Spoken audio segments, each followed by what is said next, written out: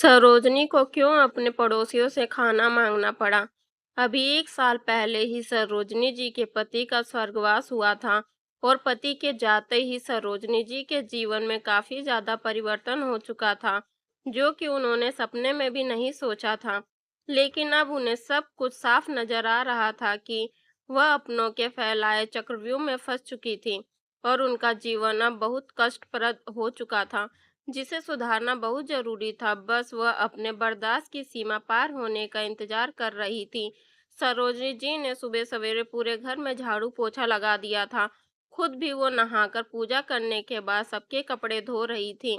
बेटे बहू के कपड़े धोते हुए उन्हें बहुत रोना आ रहा था कि इस उम्र में भी जब उनके हाथ पैर में इतना दर्द रहने लगा है, फिर भी उन्हें बेटे बहू के कपड़े धोने पड़ रहे हैं। खैर, अगर वो काम करने से इनकार करती तो बहू उन्हें 4 बातें सुनाती और समय से खाना नहीं देती। इसलिए वह जल्दी जल्दी हाथ चला रही थी। जब वह कपड़े धोकर बाहर आई तो बेटा बहू साथ बैठकर पराठे, दही और आलू मटर की सब्जी खा रहे थे। वह कहने लगी, बहू मुझे भी भूख लगी है, नाश्ता दे दो। तो वो कहने लगी, आपको दिखाई नहीं दे रहा है? अभी हम लोग नाश्ता कर रहे हैं ना। आपको बाद में दे दूंगी, जाइए अपने कमरे में जाकर बैठिए। जब देखो तब हमारे खाने पीने की चीजों को नजर लगाती रहती हैं। सरोजनी जी को बहुत रोना आ रहा था कि बेटे के सामने ही बहू ने इतना जलील कर दिया, लेकिन बेटा कुछ बोल ही नहीं रहा है। और जब वो घर के सारे काम कर सकती है तो खुद का खाना खुद क्यों नहीं ले सकती? शुरुआत में तो बेटा बहू उनका बहुत ध्यान रखते थे। पति के गुजरने के बाद भी उन्हें सिर आंखों पर बिठा के रखते थे। धीरे धीरे बेटा उन्हें समझाने लगा कि माँ, अब ये घर तुम्हें मेरे नाम कर देना चाहिए। वह हैरान रह गई थी और कहने लगी कि बेटा, ये घर तो अभी तक तुम्हारे पिताजी के नाम पर है। तो वह कहने लगा, माँ, कल को कोई चाचा आकर हमसे हमारा घर ना छीन ले, क्योंकि जमीन तो दादाजी ने खरीदी थी ना, इसीलिए तुम्हें ये घर मेरे नाम कर देना चाहिए। आखिर इस घर का वारिस तो वैसे भी मैं ही हूं ना। वह बेटे की चिकनी चुपड़ी बातों में आ गई और उन्होंने घर अपने बेटे के नाम कर दिया था। उसके बाद भी काफी दिनों तक सब कुछ ठीक था। फिर एक दिन बेटे ने समझाया, माँ, पापा ने लाखों रुपए की एफडी तुम्हारे नाम पर कर रखी है, क्या करोगी इतने पैसों का? वैसे भी एफडी में ज्यादा इंटरेस्ट नहीं मिलता है, तो वह पैसे मुझे दे दो, मैं उन्हें शेयर मार्केट में लगा दूंगा। दिन दोगुनी रात चौगुनी बढ़ेंगे, बहुत अच्छा ब्याज मिलेगा उसमें। देखना 3-4 सालों में ही पैसे डबल हो जाएंगे। सरोजनी जी का मन नहीं था अपनी सारी जमा पूंजी बेटे को देने का, क्योंकि वही उनके बुढ़ापे का सहारा था। लेकिन बेटे ने बुरी तरह से उनके ऊपर दबाव बनाना शुरू कर दिया था और उन्हें घर में कोई तकलीफ भी नहीं थी। तो आखिर उन्होंने बेटे पर भरोसा करके अपनी सारी पूंजी अपने बेटे के नाम पर कर दी और बेटे ने वो पैसे अपने नाम पर शेयर मार्केट में लगा दिए, क्योंकि उसका कहना था, माँ, अगर ये पैसे तुम्हारे नाम पर लगाऊंगा तो बार बार तुम्हें साइन करना पड़ेगा, यहाँ वहाँ दौड़ भाग करनी पड़ेगी, क्योंकि शेयर मार्केट में पैसा कमाने के लिए बार बार मार्केट के हिसाब से पैसों को इधर उधर ट्रांसफर करना पड़ता है। सरोजनी जी को शेयर मार्केट की उतनी समझ नहीं थी कि आजकल ऑनलाइन का जमाना है और कहीं कोई दौड़ भाग नहीं करनी पड़ती, और उन्होंने सब कुछ बेटे के नाम पर कर दिया। अब उनके पास बचा था तो सिर्फ थोड़ी सी पेंशन, उससे भी वो घर का बिजली का बिल, अपनी दवाइयों के खर्चे वगैरह निकालती थी, और उसके बाद जो थोड़े बहुत पैसे उनके पास बच जाते थे, उसे भी बहू रजनी किसी न किसी बहाने से हर महीने निकलवा ही लेती थी। देखा जाए तो वो पूरी तरह से खाली हो गई थी। बहू ने चिकनी चुपड़ी बातें करके उनसे उनके एक एक जेवर निकलवा लिए थे और अब वो अपने बेटे बहू के किसी काम की नहीं बची थी। पूरी तरह से खाली हो जाने के बाद से ही बेटे बहू का व्यवहार उनके प्रति बदलने लगा था। खैर, नाश्ता करने के थोड़ी देर के बाद बेटा ऑफिस चला गया और बहू भी सोफे पर बैठकर मोबाइल यूज करने लगी। वह उन्हें नाश्ते के लिए बोल नहीं रही थी, तो मजबूर होकर उन्होंने फिर से बाहर निकलकर बहू को नाश्ते के लिए कहा। तो वो कहने लगी कि अभी थोड़ी देर में आपको नाश्ता देती हूँ, मुझे एक जरूरी कॉल करना है। इतना कहकर वो अपने कमरे में चली गई। अब सरोजनी जी भूख से छटपटाती हुई इंतजार कर रही थी। देखते देखते सुबह के 11 बज गए थे। जब उनसे रहा नहीं गया तो वो अपने कमरे से फिर से बाहर आई। तो उन्होंने देखा कि बहू मोबाइल में कोई मूवी देख रही थी। वह कहने लगी, बहू मेरा नाश्ता? तो बहू बोली, अरे हाँ, आपका पराठा किचन में कैसरोल में रखा हुआ है, जाकर खा लीजिए। और उसके बाद सिंक में बर्तन पड़े हुए हैं, वो सारे बर्तन धो दीजिए। वह रसोई में आई। उन्होंने कैसरोल खोलकर देखा तो उसमें एक नमकीन पराठा रखा हुआ था। ना सब्जी बची थी, ना ही दही बचा हुआ था। उन्हें बहुत तेज गुस्सा आ गया। रसोई में सिंक में छोटी छोटी ढेर सारी कटोरियां, गिलास, प्लेटें, कुकर, कढ़ाई, थाली, चम्मच वगैरह मिलकर 40-45 बर्तन भरे हुए थे। सरोजनी जी सुबह के 11 बजे तक भूख से छटपटा रही थी और अब इतने सारे बर्तनों का ढेर देखकर उनका दिमाग फटने लगा। फिर एक एक निवाले के लिए मजदूरों की तरह काम करवाने वाले बेटे बहू को सबक सिखाने के लिए सरोजनी जी ने अपने मन को मजबूत बनाया। वह बिना पराठा खाए ही रसोई से बाहर निकली और घर के बाहर जाने लगी। रजनी मोबाइल से सर उठाकर बोली, अरे माँ जी, कहाँ जा रही हैं आप? सारे बर्तन साफ हो गए क्या?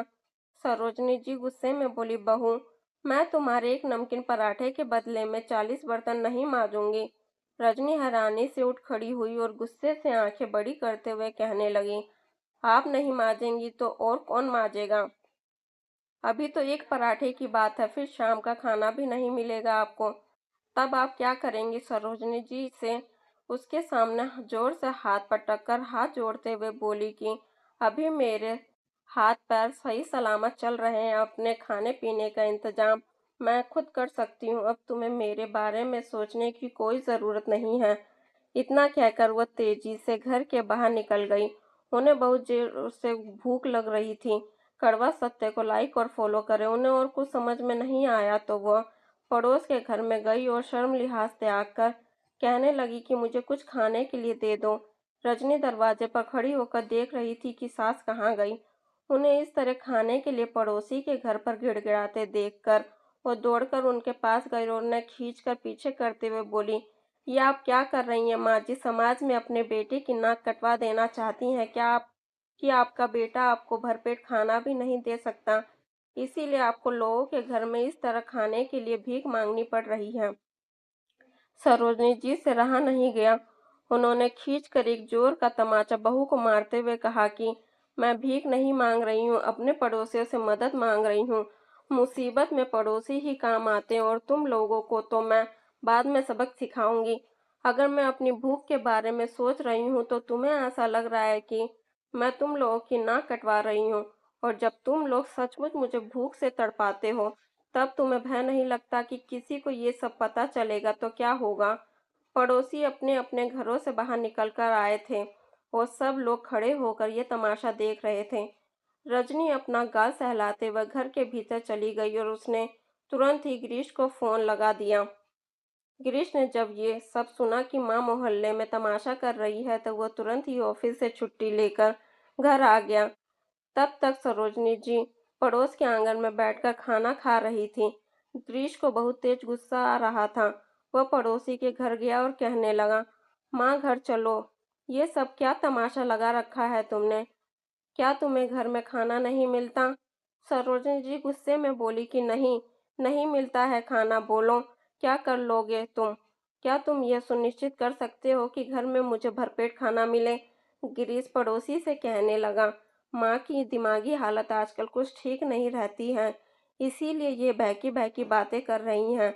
आपने इन्हें इतनी देर तक अपने पास रखा, आपने बहुत अच्छा किया, वरना ये कहीं और भाग जाती और हम इन्हें ढूंढते ही रह जाते। इतना कहकर वो माँ को पकड़कर वहां से ले जाने लगा। सरोजनी जी ने उसे भी एक जोर का तमाचा मारते हुए कहा कि जब मैं तुम लोगों के अत्याचार सहने से इनकार कर रही हूँ तब तुम लोग मुझे पागल साबित कर देना चाहते हो। मेरे दिमाग को कुछ नहीं हुआ है। चाहे तो तुम लोग मेरा मेडिकल चेकअप करवा लो, और अगर तुम्हें लग रहा है कि मेरा दिमाग खराब हो गया है तो मैं बताती हूँ कि जब एक माँ का दिमाग खराब होता है तो वो दिखाती है। एक बार फिर से वो हल्ला मचा था तो मोहल्ले के लोग उस आंगन में इकट्ठा हो गए थे। सब लोग गिरीश से कहने लगे कि तुम्हारी माँ जब इतने गुस्से में है तो जरूर कोई कारण होगा। तुम अपनी पत्नी से पूछो ना, क्या वह इन्हें भरपेट खाना नहीं देती है? अब गिरीश क्या बोलता, उसकी आंखों के सामने ही तो सब कुछ हो रहा था। उसने अपना गला साफ करते हुए एक बार फिर से वो लोगों को समझाने की कोशिश करते हुए कहा कि आप लोग मेरा यकीन करिए, माँ को हमारे यहाँ कोई दिक्कत नहीं है। माँ आजकल भूल जाती है कि उन्होंने कब क्या खाया है। शायद इसीलिए उन्हें ऐसा लग रहा होगा। अपनी माँ का ध्यान रखना, मैं जानता हूँ। आप लोग चिंता मत करिए। लेकिन गिरीश के पड़ोसियों ने बोला, ज़्यादा होशियारी मत दिखाओ। सालों से हम सब पड़ोसी हैं और एक दूसरे को अच्छे से जानते हैं। और सरोजनी जी पूरी तरह से स्वस्थ हैं, ये भी हम जानते हैं। और तुम दोनों उनके बेटे बहू उनके साथ कैसा व्यवहार करते हो, ऐसा नहीं कि पड़ोसियों से छुपा हुआ है। सबके घर आसपास ही हैं और तुम लोगों की हरकतें सबकी नज़रों में हैं। बेचारी दिन भर इस बुढ़ापे में कभी छत पर कपड़े सुखाती हैं, कभी उन्हें उठाना आती है, कभी झाड़ू पोछा लगा रही होती हैं, कभी तुम्हारे बच्चों को लेने स्कूल जाती हैं। ये सब तो वो काम है जो हमें बाहर से दिखाई पड़ता है। घर के अंदर से तुम क्या क्या करवाते होगे, वो अंदाज़ा भी है हमें। सारे काम तो हमने सरोजनी जी को करते देखे हैं, ना कि रजनी को। तो ज़्यादा होशियारी तो हमसे दिखाना मत। और ऊपर से इतनी हिम्मत कि अपनी माँ को एक एक रोटी के लिए तरसा रहे हो। उस माँ को जो कि किसी भी तरह से तुम्हारे ऊपर आश्रित नहीं है। ये घर उनका है, पेंशन भी आती होगी उनकी। उसके बाद भी अगर वह ऐसी शिकायत कर रही हैं तो गलत तो नहीं बोल रही होंगी। पिता के गुजर जाने के बाद माँ को नौकर बनाकर रख दिया है। शर्म नहीं आती तुम लोगों को? और ऊपर से माँ को खाना देने में भी तुम्हें जोर आता है। इतने नीच और घटिया हो तुम दोनों। तब तक सरोजनी जी के पति के साथ काम करने वाले केशव जी अपने बेटे को लेकर आए, जो कि शहर का जाना माना वकील था, जिसे कि सरोज जी ने ही बुलाया था। वकील को देखते ही गिरीश का दिमाग घूम गया। उधर रजनी भी छत पर से खड़ी होकर सारा दृश्य देख रही थी। वकील को देखते ही उसके चेहरे पर भी हवाइयां उड़ने लगीं। वकील ने सारी बात सुनने के बाद गिरीश से कहा कि आप सीधे सीधे अपनी माँ को उनका घर वापस उनके नाम पर कर दीजिए, वरना हम लोग केस करेंगे और तब आपको जेल भी हो सकती है, क्योंकि आपने अपनी माँ को बहुत प्रताड़ित किया है और झूठ बोलकर धोखे से घर अपने नाम करवाया है।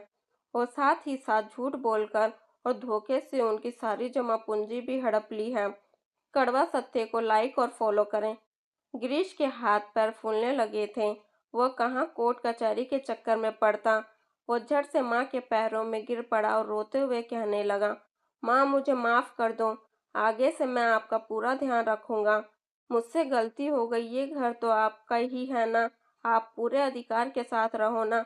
बेकार में कागजी कार्रवाई करने की क्या ज़रूरत है? लेकिन सरोजनी जी ने इतने दिनों से जो कष्ट झेला था, उसके बाद वह उन्हें बेटे पर यकीन नहीं रहा था। वह कहने लगी, नहीं बेटा, अब मुझे तुम पर भरोसा नहीं है। तुम लोग जितनी जल्दी हो सके मेरा घर खाली करके चले जाओ। ये घर मेरे नाम पर करो और मेरे जितने पैसे तुमने लिए थे वो सारे पैसे वापस मेरे बैंक अकाउंट में जमा करवा दो। उसके बाद हम एक दूसरे से कोई मतलब नहीं रखेंगे। तुम अपनी पत्नी के साथ आराम की जिंदगी जियो। तुम्हें इस बूढ़ी माँ का बोझ उठाने की भी जरूरत नहीं है। गिरीश कहने लगा, माँ ये तुम क्या बोल रही हो? अगर तुम्हें मुझ पर भरोसा नहीं है तो मैं घर और पैसा वापस तुम्हारे नाम पर कर देता हूँ। लेकिन मुझे घर से निकालने की क्या ज़रूरत है? आखिर मैं तुम्हारा बेटा हूँ, तो तुम्हारे बाद तो ये घर मेरा ही होगा ना? सरोजनी जी व्यंग से बोली, अगर तुझे इतनी ही बुद्धि थी तो तूने इतनी जल्दबाजी क्यों दिखाई? तेरे कहने पर मैंने घर तेरे नाम पर कर दिया था ना। लेकिन उसके बाद तूने मेरी क्या दुर्दशा की? मैं ये घर तो नहीं खा रही थी ना। मुझे तीनों टाइम भरपेट खाना तक नहीं मिला। मेरे लाखों के घर को हड़प कर, मेरे लाखों रुपए और जेवर हड़प कर तुम लोगों ने मुझे दाने दाने के लिए तरसा दिया और साथ ही साथ अपने घर का नौकर भी बना दिया। एक एक निवाले के बदले तुमने मुझसे कितना सारा काम करवाया। तो अब मैं तुम लोगों को अपने साथ नहीं रखना चाहती। तभी उनकी बहू भी वहां पर पहुंच गई और उन्हें समझाते हुए कहने लगी, माँ जी, बात केवल घर की या रुपए पैसे की नहीं है। बुढ़ापे में आपको किसी न किसी की जरूरत पड़ेगी। अगर आज ही आपको चक्कर आ जाए और आप गिर पड़े तो आपका ध्यान कौन रखेगा? सरोजनी जी हाथ जोड़ते हुए बोली, बहू तुम तो मेरा ध्यान रखने की बात मत ही करो। तुम जैसा ध्यान रख रही हो उससे अच्छा तो कोई ध्यान रखे ही नहीं। अब रजनी ने निजता की सारी हदें पार करते हुए बोला, सोच लो मम्मी जी, मरोगी तो अंतिम क्रिया हम लोग ही करेंगे, वरना कोई पड़ोसी या पापा जी के दोस्त का वकील बेटा पूछने वाला नहीं है। तो सरोजनी जी ने बोला, बेटा, मेरे जीने मरने की चिंता तुम मत करो, उसका भी इंतजाम मैंने कर लिया है, तुम लोगों को मेरा कुछ भी करने की जरूरत नहीं है। उनकी बात सुनकर रजनीका और गिरीश हैरान थे। सरोजनी जी ने आगे बोला, मैंने एक एनजीओ में बात कर ली है, उनका काम ही है मेरे जैसे बेसहारा लोगों का अंतिम समय में ख्याल रखना, और जिनका कोई नहीं होता उनका अंतिम संस्कार भी वही लोग करते हैं। तो मेरी तरफ से आज से तुम लोग स्वतंत्र हो। जब मुझे ऐसा लगेगा कि अब शायद मैं इस दुनिया से चली जाऊंगी तो मैं खुद ही अपने अंतिम संस्कार का इंतजाम करके जाऊंगी, और अपने सारे पैसे और ये घर भी ऐसे ही किसी संस्था के नाम करके जाऊंगी ताकि मेरे जैसे बेसहारा लोगों को कुछ सहारा मिल सके। तुम लोगों को यहाँ आने की भी कभी जरूरत नहीं पड़ेगी। फिलहाल तो जल्दी से जल्दी मेरे घर से बाहर निकलो। आखिरकार सरोजनी जी अपनी जिद पर अड़ी रही, तो रजनी और गिरीश को वो घर उन्हें वापस करना पड़ा और घर छोड़कर भी जाना पड़ा। गिरीश को बड़ा दुख हो रहा था कि अब घर भी हाथ से गया और पैसे भी। संपत्ति के नाम पर उसके पास फिलहाल कुछ बचा नहीं था। अब उसे अपनी मेहनत के बल पर ही अपनी जिंदगी चलानी थी। अब आए दिन पति पत्नी दोनों में झगड़े होते थे। उनकी जिंदगी का सुख चैन अलविदा हो गया था, क्योंकि अब उन्हें फिर से शून्य से शुरुआत करनी थी। किराए के मकान में किराया तो ज्यादा था ही, इसके साथ ही बिजली बिल, पानी का बिल अलग से आता था। खर्च बढ़ चुके थे और महंगाई भी इतनी ज्यादा थी कि गिरीश की सैलरी में पूरा घर आराम से नहीं चल पाता था। तो अब रुपए पैसों को लेकर हमेशा घर में तनाव बना रहता था। दोनों को ही अफसोस होता कि माँ के साथ रहते हुए उन लोगों के जीवन में कभी कोई कमी नहीं थी, लेकिन उन लोगों ने अपनी माँ को जिस तरह तरसाया था, तो अब उन्हें भी इस बात की सजा भुगतनी पड़ रही थी। उधर सरोजनी जी ने घर में मौजूद 2 एक्स्ट्रा फ्लोर किराए पर चढ़ा दिए थे। एक फ्लोर में वो आराम से रहती थी। किराएदार अच्छे लोग थे तो बुरे वक्त में उनकी मदद भी कर देते थे। साथ ही पूरा मोहल्ला उनकी मदद के लिए तैयार खड़ा रहता था। बाजार से कुछ सामान लाना हो या दवाई लानी हो, उन्हें अस्पताल जाना हो, कोई ना कोई उनकी मदद कर ही देता था। खैर, परिवार के बिना किसे अच्छा लगता है, लेकिन जब परिवार इतना स्वार्थी हो कि 2 वक्त के खाने के लिए भी तरसा कर रख दे, तो इससे बेहतर तो परिवार के बिना रहना ही होता है। सरोजनी जी ने अपने बेटे बहू को कभी ना माफ करने की सोच ली थी, क्योंकि उन्हें पता था अगर वह उन्हें माफ करके दोबारा उन पर विश्वास करेगी तो फिर से उनके साथ वही सब कुछ होगा जिसे वह पहले झेल चुकी हैं। क्योंकि वह अच्छे से समझ चुकी थी, जिस बेटे को अपनी कोख से जन्म दिया, जब वह उनके साथ इतना गलत कर सकता है तो वह भावुक होकर उसके ऊपर दोबारा विश्वास नहीं कर सकती।